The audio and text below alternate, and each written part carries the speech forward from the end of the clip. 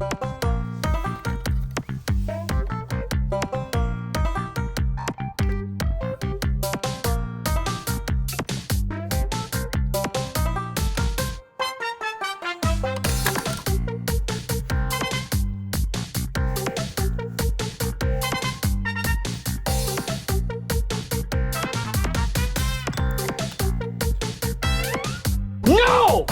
No!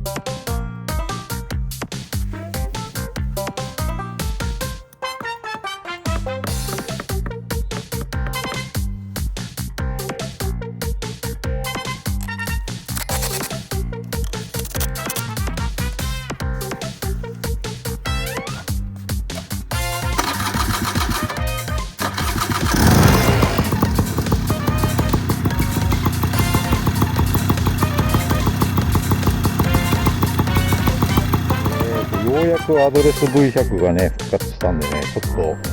ガソリンもなくなってきたんで、ちょっとガソリン入れに行きたいと思います。